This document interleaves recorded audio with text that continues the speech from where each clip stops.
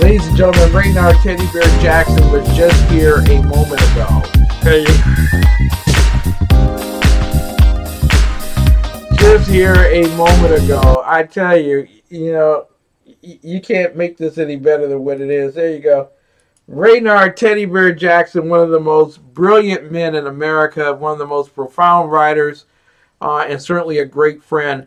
I want to introduce to some and present to others the great Raynard Teddy Bear Jackson, Pulitzer Prize nominee and Black Americans for a Better Future chairman.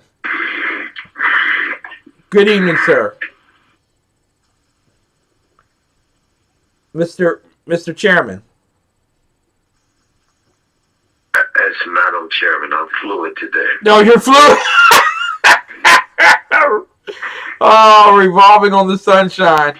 There you go. It's a tremendous honor and pleasure to have you with us tonight, sir. Yes, it is. As always. Mr. Jackson, I got to ask you here, what the heck is wrong with the Republicans that they would even allow the Democrats to add the funding of the Kennedy Center, the funding of Planned Parenthood, and a slush fund for the Green New Deal, amongst all the other caveats? Why are they doing this, sir?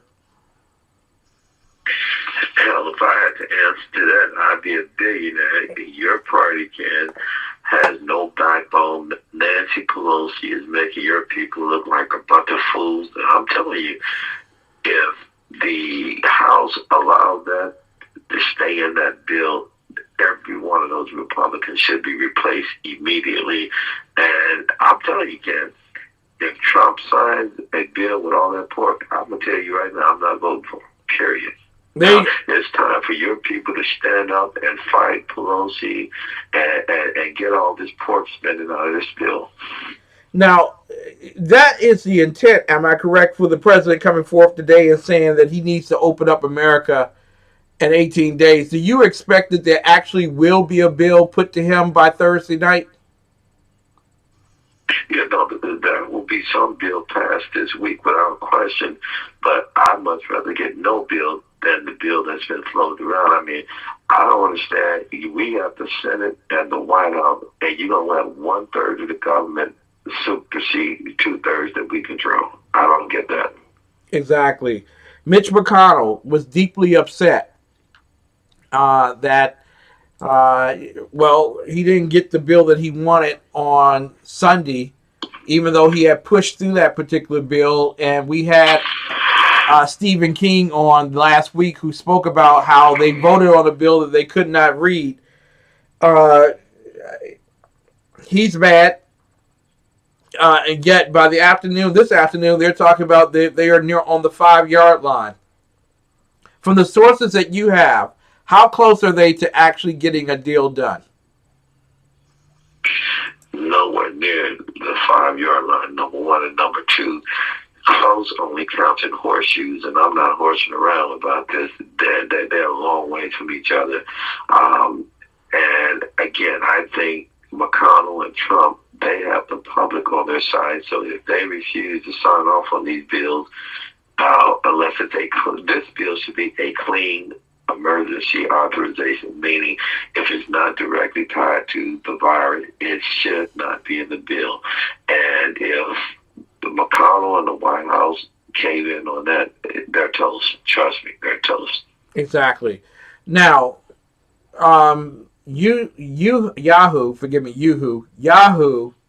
as well as Goldman Sachs and other institutions, ADP, are reporting that on Friday morning, there will be a report of 1.5 million to 3 million, depending on what analysts you're talking to, 1.5 to 3.5 million people filing for the first time for unemployment. I got to ask you here, sir, your thoughts in terms of what that does to the market, what that does to Congress, what does that do to the American people, and even to the world when it comes to the overall economy? Well, number one, again, going back to this bill that Pelosi has, they in this bill have put in the legislation that will increase H-1B visas, extend those who are protected under DACA, increase those who are under TPS, temporary protective status. And so if we're going to have north of 1 million people file for unemployment, why the hell do we need to bring in more people on H-1B visas? That's not logical. If people are filing more and more unemployment claims, obviously there are too few jobs for too many people. So if that's the case, how do you justify bringing in more H-1B visas to work and take jobs that Americans can't find? That's number one. Number two, this country better get its priorities straight. This is about helping American citizens, and if they don't learn anything else from this daggone virus, you better bring your manufacturing base away from China and bring it back to the U.S. because China got us over a barrel, and they even admitted as much last week, saying that if Trump keeps criticizing them, they're going to withhold these generic medications from being sent to the U.S. And so, yeah, obviously, and again, the media is going to spin this as though it's something shocking. Anything you expect the unemployment to go up when you close down the daggone economy. So, wow, what an insightful piece there. So, the question is, what are you going to do in the short term to mitigate that? But bringing in more H-1B visas is not the solution. Raynard, there are those who are saying, well, no worries. All they have to do is just open up the economy again, and those 3 billion people will go right back to where they left, right? Isn't that what's going to happen? You know, well, if you living on another planet, yes, that'll happen. But since we're dealing with planet Earth here, that's not going to happen because, number one, it's going to take time to ramp back up the economy. But number two, and this is something nobody is talking about, because of this crisis, guess what? The employers have finally discovered. They discovered that I don't need all these employees in the office. Now we can do telecommuting and working from home on a computer through technology. So therefore, I don't need to hire as many people if we can work remotely and thereby cutting down on my overhead, office space, things of that nature. That's the takeaway from this that no one's talking about. This virus, we will never get back to the way we used to be a month ago. That the U.S. is going, and that goes for the whole world. This thing they're trying to unleash on the world is going to cost close to $50 trillion worldwide, and they need to be punished and chastised and spanked like heck.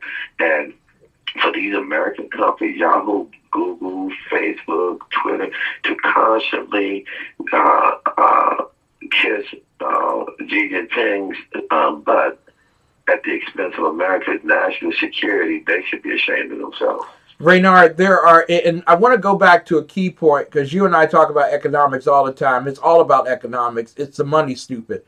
And there are lots of people who have come to me privately and said, don't worry about the economy, Ken. If Shaniqua loses her job at the McDonald's, when they open up again, McDonald's is just going to hire her back. Are those companies, those corporations and small businesses going to hire back the same number of people that they let go from the layoffs and the unemployment situations? Hell to that, no. Thank you. It's not going to happen because the other thing the employers are realizing, especially in the fast food industry, is, hey, why hire a human who will subject their coworkers to a possible illness and they get sick, the public gets sick? We're going to put robots in the fast food joints who flip burgers, who never get sick, never need to get a break, don't have paid family medical leave. So you're going to see over the next 2 to 5 years, most of these fast food joints will be almost 100% automated with robots. So no, those jobs are going away forever. Now, also along those same lines, there are people who are saying, why don't we do what Canada did? Why don't we make certain that people didn't have to pay their utilities for 3 months and didn't pay for their home for 3 months? And didn't have to pay for anything for the next 3 months. Why don't we force that upon them by law? What say you, sir? Well, what's going to happen is the people who you just described, the government in essence is going to give them the money to make themselves good and carry standing, and they're just going to wipe that off the books. So this is going to be a part of that multi-trillion-dollar infusion of cash into people's hands. And so typically I would be totally against that. But this situation, Ken, is so unique that my typical conservative and libertarian leanings, I'm trying to be a little bit more open-minded to it. But, I mean, this cannot last forever because the Democrats want this to be a permanent welfare state. Exactly. Trump has said, we got to help people in the short term get back on their feet, but this should not and will not last forever. And see, my only problem with that is one government program created never dies. Ronald Reagan said it. You can't kill a government program. And once you start paying people their mortgage or their utilities, that's it. We're going down the road to serfdom. Because a lot of people say here that's compassion, but also when you have an employment situation that is universally changing, that pattern of support for the mortgage becomes more of a consistent request. And I want to ask you along the lines of buildings and other facades and things of that particular nature. Since people can work from home, do you really need a corporate office anymore? Do you need a commercial place? What's going to happen to the real estate industry? Well, they're going to have to adjust and adopt. This is what capitalism is all about. Money flows to where there's opportunity, and money flows when there's a reasonable expectation of a return on investment.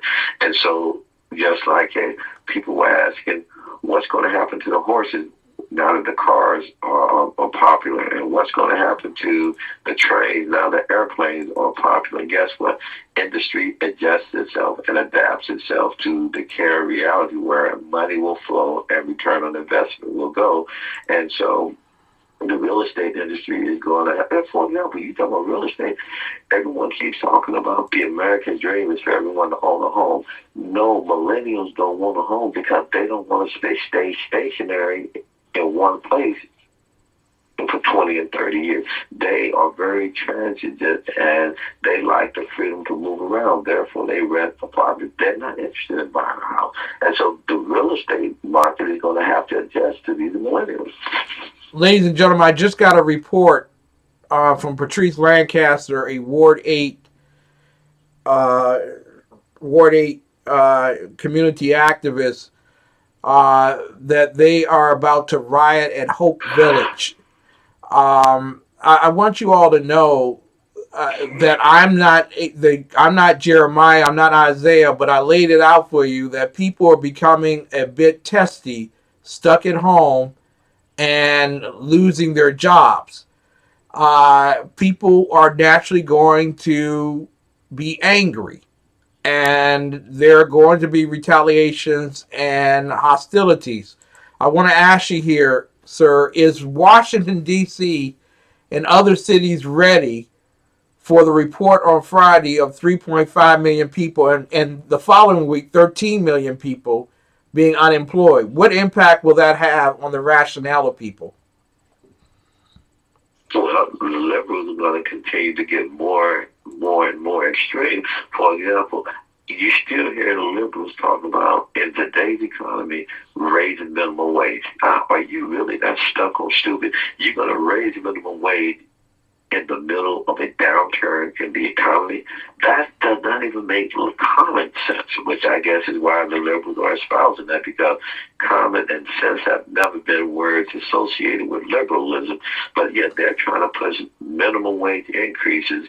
And so would you want to double the unemployment rate, really? Exactly. Now, you know, a lot of our friends know a whole lot of stuff about politics and nothing about economics.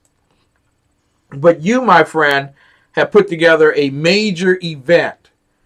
This is not one of those Black Voices for Trump situations where they have a grill, where they, at the bar, they're volunteering people to vote kind of thing, and teaching people how to vote.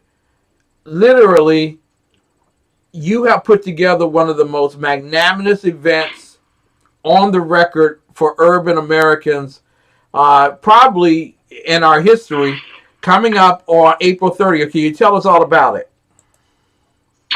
Yep, April 30th at the Willard Hotel in downtown D.C. We will be hosting the President's Chief Economic Advisor, Larry Kudlow, to talk about the subject matter of the Obama myth, deconstructing the Obama myth, Trump's impact on minority economics. And this is the first time this administration has talked directly to the Black community about his economic policies and how they benefited the Black community, because the liberals constantly tell the public that this economy Trump had is a continuation of the Obama economy, which could not be further from the truth. So Larry Kudlow is going to come with chapter and verse to refute that idiotic argument and give people all the facts and reference material that they can go to. This president has done specific things that have impacted the low unemployment rate and a high job participation rate in the Black community. He needs to be given credit for it, and Kudlow is going to lay out that argument. And I think it's very, just matter of factly, so brilliant that at this particular time, God arranged that scenario or situation that he may also be able to address the new economy, the Chi-Com economy that's been handed to us as a result of the coronavirus, and having him being able to answer those particular questions. Now, you're probably going to have it at the IHOP, just like the Black Voices for Trump people do, right? That's funny. I'm thinking about that. I think we should move it to the Script Club. The Script Club, or the Denny's where you could drive up and ask a question of Kudlow. Yeah. Well, no question. And we're going to have David Duke as our MC. There you go. Now, before people say, oh my God, that's real David Duke. Where exactly is this event going to take place? Give us all the particulars regarding that so we can get that information out to the people right away. Yes, Thursday, April 30th from 11:30 a.m. to 1:30 p.m. at the Willard Hotel right at 14th and Pennsylvania, one of the best hotels in town. And we're only going to limit this probably to right at 100 people, because we want to keep this small and intimate. And because of the historic nature of this event, we expect tons and tons and tons of media, both ethnic, Black, Hispanic, Indian, as well as mainstream media.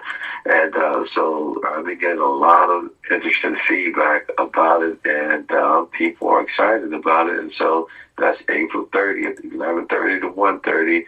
Go to our website, BAFBF.org, Black Americans for a Better Future.org. You can pay and get your tickets online or send in a regular check. But once we get 100, then we're closing things down. There you go, ladies and gentlemen. Make certain that you get in contact Raynard Jackson at Raynard1223. You can go to Black Americans for a Better Future, either on Facebook or on the website.